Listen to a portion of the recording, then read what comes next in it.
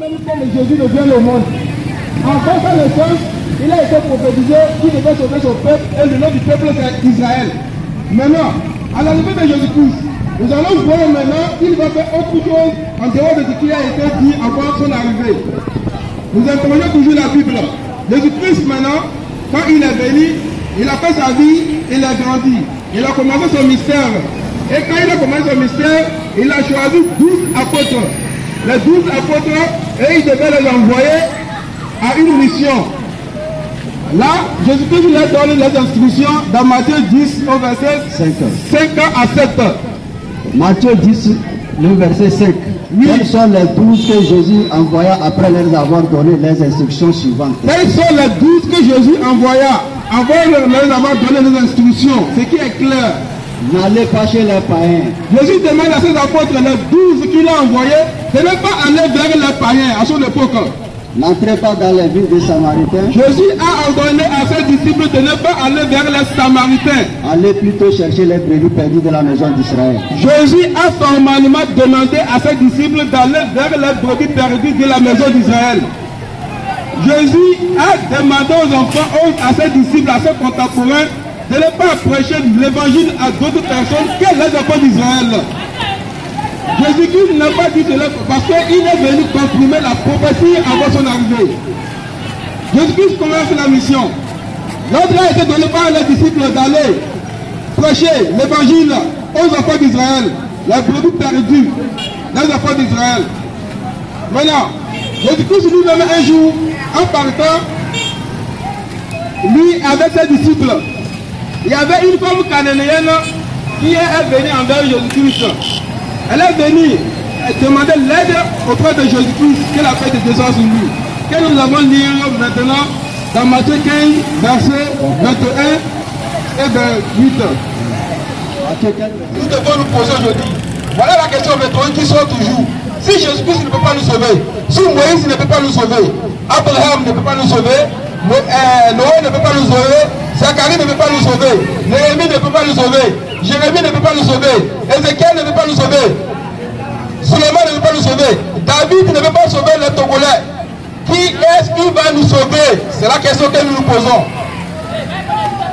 Car nous sommes tous d'accord que après la mort, il y a des choses qui nous attendent. Il soit que la vie éternelle, il soit que l'enfer. À cette question, le Coran nous répond là-dessus. Qui est le sauveur de l'humanité? Qui peut nous sauver? Le Coran va nous donner la réponse. Dans la sourate 34, verset 28. Verset 28. Oui. Et nous t'avons envoyé à l'assemblée de l'humanité pour porter l'annonce et donner l'alarme, mais la plupart des hommes ne le savent pas. Voilà le Coran qui nous répond. Le Coran nous dit à son prophète Muhammad, hey, toi Muhammad, et nous les avons envoyés en tant qu'annonciateurs et avertisseurs à toute l'humanité. Mais la plupart des gens ne le savent pas. Le prophète Muhammad a été envoyé à toute l'humanité. Que tu sois Togolais, que tu sois Malien, que tu sois Burkinabé, Ivoirien, Guinéen, Congolais, Français, peu importe la race que tu es, le prophète Muhammad t'a destiné. C'est lui seul qui peut te sauver. Et le prophète dit quoi? La plupart des gens ne le savent pas. Les gens ne le savent pas. C'est pourquoi aujourd'hui les gens sont réclames de Jésus-Christ. Les gens ne le savent pas. C'est pourquoi les gens prétendent être derrière pour se réclamer de Moïse. Les gens ne le savent pas. C'est pourquoi les gens adorent des fétiches. Les gens ne le savent pas. C'est pourquoi les gens adorent autre chose qui ne peut pas la sauver. Posez-vous des questions. Qui est-ce qui va vous sauver? C'est le prophète Muhammad. C'est lui seul qui peut nous sauver de l'enfer, du châtiment du mauvais qui nous attend. Nous allons continuer à étudier le Coran. Qui est-ce qui veut nous sauver de ce grand monde? Coran 21, verset 107. Le Coran continue à nous donner la réponse. Si nous pouvons avoir la vie éternelle, l'unique et le seul prophète, le messager de Dieu envoyé à toute l'humanité, c'est le prophète de l'islam. Le prophète qui est venu prêcher la soumission de Allah à Dieu seul. Je lis la sourate, le verset 107. Oui. Oh Muhammad. Oh toi Muhammad. Nous t'avons envoyé comme miséricorde pour l'univers. Waouh. L'Éternel dit à Muhammad, un prophète arabe, venu par les Arabes, Dieu nous parle à travers lui. Oh toi Muhammad. Et nous t'avons envoyé en tant que miséricorde à tout l'univers. Oh toi ma soeur, oh toi mon frère. Si tu n'es pas partie de l'univers, dont le prophète n'est pas destiné à toi. Mais si tu es dans l'univers, l'unique et la seule personne qui peut te sauver, c'est le prophète de l'islam, Muhammad, que la paix de Dieu soit sur lui. Mais si tu trouves que c'est le contraire, à ce temps, je t'invite à un dialogue, à un échange de bon rapport, à un échange fraternel, afin de voir si ce que je dis est vrai ou c'est toi qui es dans la vérité. Mais sache que si je parle et que tu ne viens pas me poser des questions, tout ce qui a été dit, sache que c'est moi qui te dis la vérité. Et il n'y a pas d'autre vérité. Il n'y a pas de vérité. Il n'y a qu'une seule vérité qui a été prêchée par tous les envoyés de Dieu. Donc moi Jésus-Christ dit, tu connaîtras la vérité et la vérité te franchira. La vérité nous rend libres le jour que nous prenons compte à la vérité. Cette religion dont nous parlons, qui est l'islam, et Dieu, en envoyant ses prophètes, avant l'envoyé du prophète sallallahu alayhi wa sallam, Dieu nous dit, dans la sourate 16, verset 36, Dieu dit, nous avons envoyé de chaque communauté un messager. C'est-à-dire, avant l'arrivée du prophète Muhammad, il y a eu l'envoyé des prophètes. Les prophètes ont été envoyés à toute communauté. C'est pourquoi nos ancêtres ont connu Dieu. Nos ancêtres ont connu Dieu et non les enfants d'Israël seuls. Et tout le monde a connu Dieu avant l'arrivée du prophète sallallahu alayhi wa sallam. Maintenant, on s'interroge, et quelle a été la religion de tous les prophètes de Dieu? C'est la question que nous devons nous poser. C'est une question rhétorique. Quelle a été la religion de tous les envoyés de Dieu? Le Coran nous répond dans la sourate 42, verset.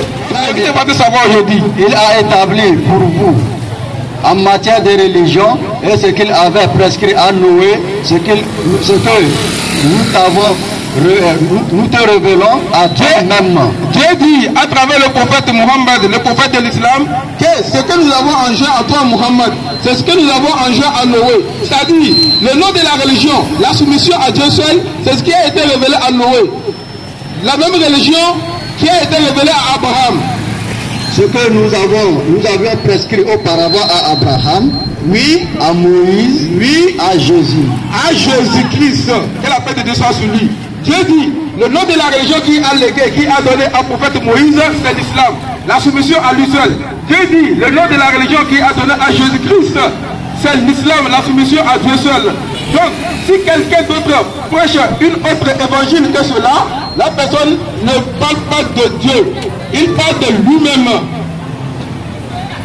Donc, nous sommes tous d'accord que tous les envoyés de Dieu ont pratiqué la même religion. Tout le monde a pratiqué la même religion. Raison pour laquelle nous sommes tous appelés à adorer ou à pratiquer la même religion que les prophètes de Dieu. Dieu, quand il a envoyé ses prophètes, il a envoyé des prophètes à des peuples respectifs. Dieu a envoyé Moïse aux enfants d'Israël. Dieu a envoyé Abraham à son peuple. Dieu a envoyé Noé à son peuple.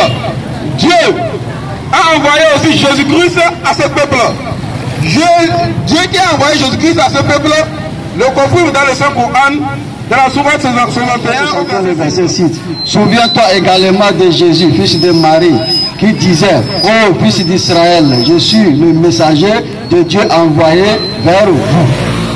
Dieu demande à son prophète Mohammed de se souvenir de ce que Jésus-Christ a dit quand il était vivant parmi les enfants d'Israël. Jésus-Christ dit aux enfants d'Israël, je suis le messager de Dieu envoyé à vous. Je viens confirmer le Pentecôte qui m'a précédé. Jésus dit qu'il est venu pour confirmer la Torah qui a été donnée à Moïse. et vous annoncez la venue après moi d'un prophète du nom d'Ahmed. Attention, Jésus, avant son départ sur cette terre, il aurait annoncé qu'après lui viendra une autre personne, dont le nom sera Ahmad. Mais quand celui-ci est venu leur apporter la preuve, ils se sont reniés. C'est la magie manifeste. Merci mon frère. Nous sommes tous d'accord par ce verset que Dieu a envoyé Jésus-Christ, que la paix de Dieu soit sur lui, aux enfants d'Israël. Confirmé par la bouche de Jésus-Christ lui-même. Nous allons maintenant consulter la Bible. Qu'est-ce que la Bible dit de la mission de Jésus-Christ?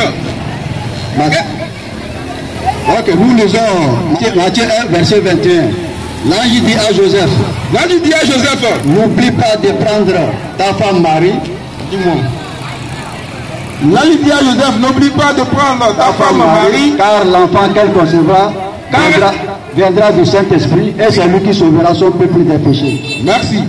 À travers Matthieu chapitre 1 au verset 21, nous avons compris que quand l'ange est venu visiter Marie, qu'est-ce qu'il a dit? Il a dit que l'enfant, Marie devait être enceinte et il devait apporter un fils et son nom sera Jésus. Et c'est lui qui devait sauver son peuple. La question que nous nous posons aujourd'hui, c'est quoi? Quel est le peuple de Jésus? Le peuple que Jésus devait sauver à travers le message de l'ange, c'est quel peuple? Nous allons toujours interroger la Bible, car nous n'allons pas parler de nous-mêmes.